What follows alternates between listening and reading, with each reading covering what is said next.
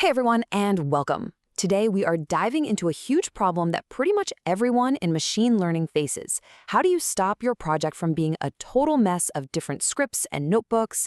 How do you actually get it into a clean, automated workflow? Well, the answer is Azure ML Pipelines, and we're going to break down exactly how they bring some serious order to all that chaos. So, let me just ask you, be honest, is your brilliant game-changing machine learning project kinda stuck?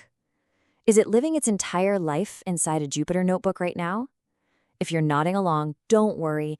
You are in very good company. It's where almost everything starts, but it is a really, really tough place to grow from. And being stuck in that notebook leads to these frustrations, right? We've all heard it, maybe we've all said it, the classic, well, it works on my machine.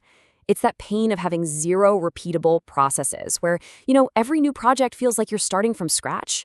You've got teams that don't talk to each other, you have no clue how to actually get your model into production, and don't even get me started on the nightmare of trying to keep track of model and code versions. It's just a recipe for disaster.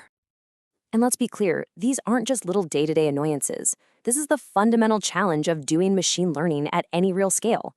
Getting from that one-off experiment to a reliable enterprise-grade system, that is a massive jump. I mean, let's just paint a picture of the two worlds here. On one side, you have the world of ad hoc scripts. Everything is brittle, it's all manual, and it's basically impossible to reproduce what someone else did, or heck, even what you did 6 months ago. Knowledge gets stuck in silos, and the whole thing is just wildly inefficient. But on the other side, you have Azure ML Pipelines. They're built from the ground up to be robust, automated, repeatable, versioned, collaborative, and scalable. It's just a totally different way of working. So, enough about the problem. Let's talk about the solution. How do we get out of that chaotic mess and into that structured, organized world? Well, we do it by building structured workflows. So what exactly is an Azure ML pipeline? At its heart, it's just a workflow, a series of steps like get data, clean data, train model, all chained together. But here's the magic. That entire workflow can be created, managed, versioned, and, this is the big one, completely automated. It's all about finally bringing some desperately needed structure to the ML lifecycle. And this is where it all connects to that bigger concept we hear so much about, MLOps. You can think of it like this.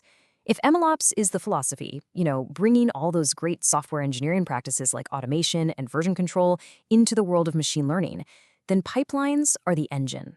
They are the thing that actually makes the MLOps dream a reality. Okay, so let's get into the nitty-gritty. How are these pipelines actually built? What are they made of? Well, the answer lies in this really powerful idea called components. These are the fundamental building blocks of everything. So a component is just a self-contained little package of code that does one specific job in your workflow. Think of a step like load the data, or clean the text, or train the random forest model. Each one of those is a perfect candidate for a component. And the most important thing to remember here is that they are built to be reusable. And the source material gives us the absolute perfect analogy for this. It says you can reuse the same component in multiple pipelines just like you can reuse the same Lego brick in different builds. And that is exactly it. You build your library of awesome, high-quality Lego bricks once, and then you and your whole team can snap them together to build anything you can imagine super quickly and super reliably. And this just illustrates that idea perfectly. Take a look at this mind map for data prep. You've got all these tasks: cleaning, formatting, handling missing values, dealing with outliers. Every single one of these little branches could be its own component. You build a handle outliers component one time, get it perfect, and then everybody on your team can use it in their pipelines forever. No more reinventing the wheel. Okay, so having these awesome Lego bricks is great, but where do you put them? How do you share them so that everyone in the company can find them and use them? Well, that's where we zoom out a little bit and talk about Azure ML registries. Think of a registry as a central library or maybe a shared warehouse for all of your company's machine learning goodies. It's one place where you can publish, find, and use not just your components, but also your trained models and even your compute environments. This is the absolute key to breaking down those team silos and really getting collaboration and reuse going at scale. Now, what's really cool about this is just how flexible it is. You can register an asset, like a model, from pretty much anywhere. Is it sitting on your local laptop? Fine. Is it in an Azure data store? No problem. Is it the direct output from a training job you just ran? You can point right to it. This flexibility is so important because it means you can start using registries without having to completely tear down and rebuild everything you're already doing. And here is what that looks like in the real world. This is a registered model right inside the Azure ML workspace. And notice the important stuff here. It's got a specific version number, a unique ID, and all this rich detail about what it is and where it came from. This isn't just a file sitting in a folder, it's a complete audit trail. And that is absolutely critical for things like governance and being able to reproduce your results later. All right, this is where the magic really happens. We've talked about the pieces, the pipelines, the components, and the registries. Now let's see how they all click together to unleash the full power of MLOps. So picture this automated workflow. It all starts when a data scientist pushes their latest code to a Git repo. That single action automatically triggers a workflow in something like GitHub Actions.